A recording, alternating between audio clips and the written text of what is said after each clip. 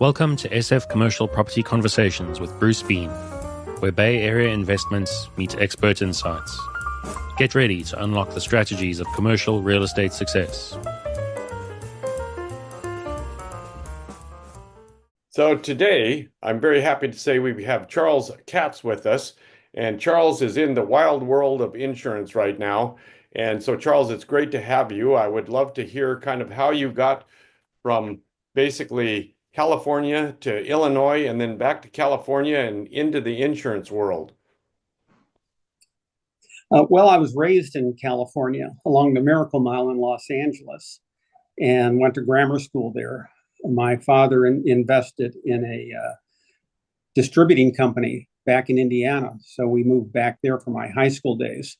But I couldn't wait to come back to California. And as soon as I graduated high school back in Gary, Indiana, I came straight back out here and went to school in Torrance at El Camino at the community college, and then eventually went to Cal State Northridge. Well, what'd you end up graduating in? Psychology. Oh, yeah. Okay. Well, hey, sales is a lot of psychology involved in sales. I assume that's kind of how you ended up in the insurance world. To a degree. For a while, I was assistant director of a clinic in Thousand Oaks, working with children. But I found out that dealing with other people's psychological problems was a little stressful and taxing on me. And little by little, I got into insurance, which started in 1968. Wow. And That's since a few years ago. A few years ago. So it's been almost 57 years. Oh, wow. And I've enjoyed it. It put food on my table all these years. I never had to budget whenever I needed money. I just worked harder. And So it's good helping people. Did you specialize in property insurance? What was your specialty? Well, I started out in life, health, and group, and then went multi-line to business insurance and property casualty. And I've been concentrating on the property casualty for almost 40 years now. And I used to work for the largest broker in the world, where I really learned my trade working on Lockheed Aircraft, Carnation Company, Sunkist Growers, Fluor Ocean Services, and a lot of Howard Hughes Enterprises. Oh, wow. And I enjoyed that quite a bit. And I still give Fortune 500 customer service to my smaller clients now. Oh, nice. That's a good line. I like that. So you know how to do the Fortune 500 service. That's a good way to do it. And I guess it's working. 3 of my 4 kids are in the insurance business also. Oh. Are they with you or they're with somebody else? My 2 older daughters are with large California insurance companies as executives, and my son runs my office in Pleasanton. Oh, that's nice. He's been aboard for almost 16 years after graduating from Sac State. So you just have the one office, or you have multiple offices? I've had multiple offices in the past, but I pulled them all back here. But in addition to my office, I'm in a group of other insurance agencies where I've got 250 other insurance agencies of similar or larger size that we aggregate together to deal with insurance companies and get better deals for our clients. And together, we're almost $1 billion in California premium. Wow. So in talking to other insurance people, I didn't realize this, but and you can probably confirm this, that if people try and apply to insurance companies, several different insurance companies or through several different brokers or different insurance groups, they basically are kind of shooting themselves in the foot, that everybody's going to say, well, they're just shopping around. I don't want to bother, working with these people. Well, it's true to some degree. But for instance, when people come to me, I can deal with almost 100 different insurance companies. And with my industry knowledge, I'll select the ones that have the greatest chance of success for my client, and I'll submit to them. Unfortunately, if they go to another broker who has the same companies, it's sort of a race to see who gets in first. And insurance companies will only quote for one broker. And it's I go to market and I'll pick probably 10 or 15 companies that I think are the most likely to succeed and have them compete with each other to give me the best deal for my client.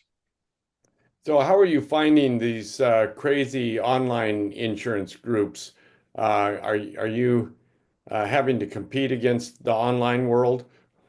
I don't think you can be in business today without competing with the online world. Yeah.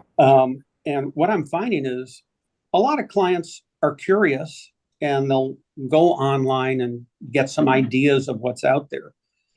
But for the most part, and I'm pretty glad about it, is they're happy to deal with someone that has a personal interest in them, a real individual, a professional broker, as opposed to a faceless online entity that spits out a price and doesn't know you and doesn't really care about you.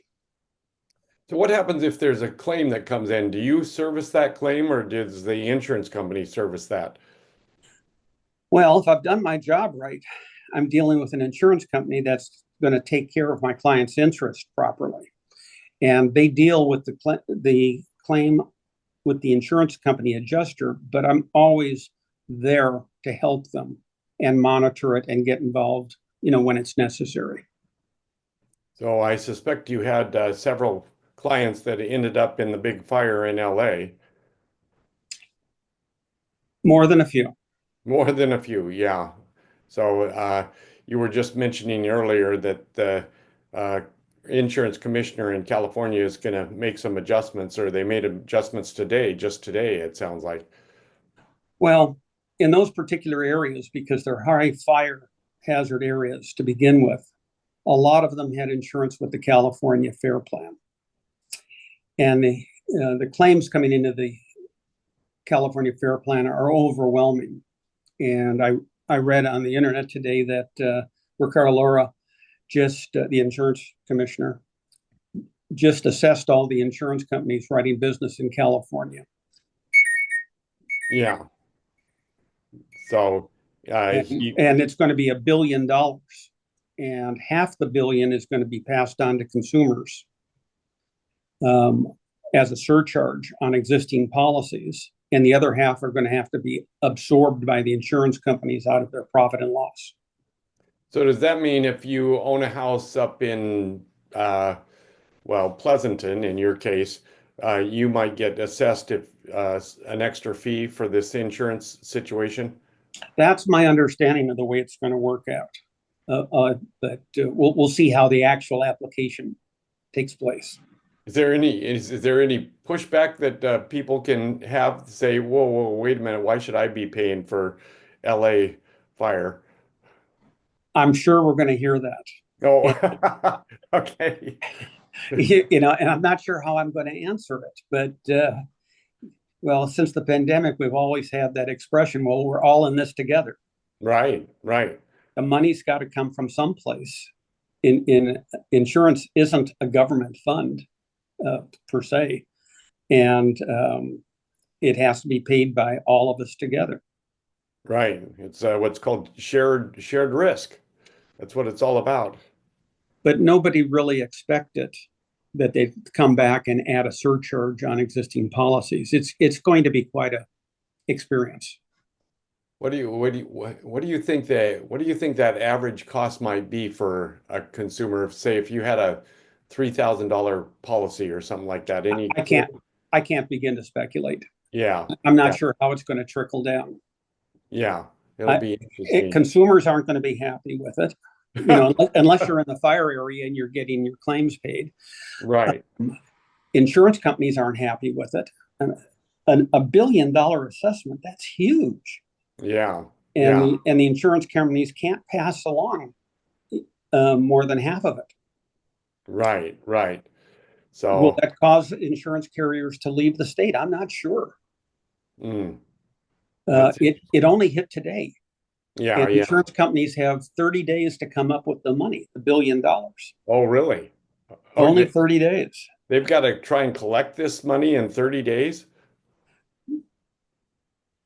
The insurance companies have to pay the money Oh, to the state and the fair plan within 30 days, is the the way I half the read the half a billion dollars or the whole thing? whole thing. Oh my gosh.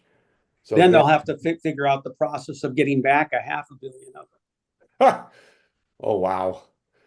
Oh boy. Well, I'm just curious, what's your thoughts about the insurance commission? Is that good, bad, or in between? Are you asking me to be a politician now? No, no, I'm just asking you kind of what your opinion is about. I assume other states have other methods that I just really don't know that much about insurance and how other states handle this. Well, each state has their own insurance department, and they handle things in somewhat different ways. It's kind of interesting that California has not allowed a lot of rate increases Right. in recent years. But we're dramatically changing our formulas and our rules now with the California Department of Insurance, and they're allowing companies to factor in reinsurance costs into their rate formulas. It's a real cost. Insurance companies can't exist without paying premiums to reinsurance companies, and that will help insurance companies justify a fair rate in the future. And I'm hoping it's all going to balance out. I'm hoping we'll have normalcy again within a year or two, but it's going to take a while. Hopefully, we don't have another disaster in a year or two, so we don't have to go through this again. I, I always hold my breath during fire season. Yeah, well, this was a long fire season, so anyway, yeah, well, hopefully, at least up here in the north, we're getting some rain. Have they gotten any rain down in LA? I don't even know. Well, they're worried about mudslides now. Oh, right, right, yeah. Oh, it just never ends, does it? So the crazy, Sometimes it seems, yeah, but the fortunate part is, well, availability of insurance has gotten difficult. More insurance companies have come into the marketplace to fill the void. That's the way our American economy works. When some markets pull back, others surface. So I try to keep a pulse on what's going on and get acquainted with all the new companies, check them out, see what their specialties are, what they're good at, what they're not good at, and choose wisely for my customers. Fortunately, although the cost of insurance has gone up, which I hate to see, I've been able to get everyone that needs to coverage. well, that's good. So you're not in a situation now where you can't find insurance. You're certainly able to find it, maybe more expensive, but at least you can find insurance. Right. In many cases, we've had to write with the California Fair Plan, Mm. and hoping that they'll remain stable.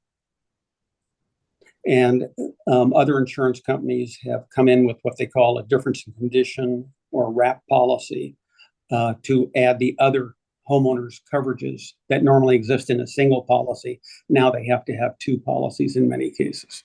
Oh, interesting. So they have to wrap a second insurance company around to get complete coverage. Because the California Fair Plan is basically fire-related Mm. losses. It doesn't cover flood. It doesn't cover the weight of ice and snow. It doesn't cover windstorm. It's only for fire. So you need another company to come in with the rest, which also includes, your public liability insurance and such as that. That is not part of the California Fair Plan. So I assume this is the same for commercial properties? Yes, almost identical. Yeah, yeah. There's no real difference between residential and commercial in this case, other than the building itself and what's being insured. With the one difference that with commercial, it's not and never has been that unusual to have multiple policies to cover a certain commercial entity. You could have monoline property, monoline liability, equipment floaters, et cetera. And oftentimes it took two or more policies to do a commercial risk. Oh, interesting. Yeah. Where homeowners traditionally was always just one policy. Right. You get a farmer's policy or State Farm or whatever, and you get one person covering one building type thing, one company. Absolutely. So the landscape, is changing. Good independent brokers like myself that represent hundreds of insurance markets, we spend a lot of our time just keeping a pulse on what's going on and learning the new players and how to get things done. So I'm curious, when a new player comes in, how do you kind of vet them? How do you know if they're any good or not? There's something called the AM Best rating that rates insurance companies. They monitor their finances, their claims paying ability, what specialties they have, and you try to vet them as best you can. Yeah. So you've got a rating system, and you kind of look at them and try and figure out whether they're going to perform on their policies. And if they're new to California, you try to judge their claim paying ability and past performance in other states where they've been operating before. Oh, I see. And hopefully it'll translate to California. Are there new insurance companies popping up? I know in talking to a previous podcast guest, he did cyber insurance, and he said cyber insurance is now a hot deal, and all the venture capital people are starting cyber insurance companies.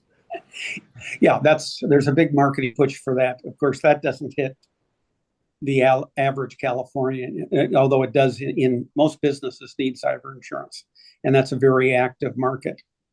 Oh, interesting. I've been investing a lot of time, though, in the homeowners and dwelling fire market in California, trying to keep people covered in this crisis. So that's interesting. So can you provide cyber insurance? I assume you probably can. Oh, absolutely. Yeah. That's just one of your groups that you can call on if somebody needs it. I've got one of the newest, largest cyber insurance companies right across the street. Oh, wow. Is their home office. Oh, wow. Yeah. So you're very familiar with this whole thing. Although I've never been there in person, I've only dealt with them over the internet. They're right across the street, but let's not walk across the street. The world we live in. Yeah, it's all that way. Well, Charles, this has been very, very interesting. I have learned an amazing amount here. So how can people get a hold of you? My email is charles@charleskatz, Katz, insurance.com. My phone number in Pleasanton, where we've been for 40 years, is 925-484-5900. Well, I look forward to talking to you in the future, and maybe we can do some business together. That would be fun. That would be great. I thank you very much for the opportunity. Great to talk to you. Thank you. You have a great day. That's a wrap on today's journey through the SF commercial real estate scene. Ready to share your story? Visit sfcommercialconversations.com/guest. Your insights could lead the next conversation.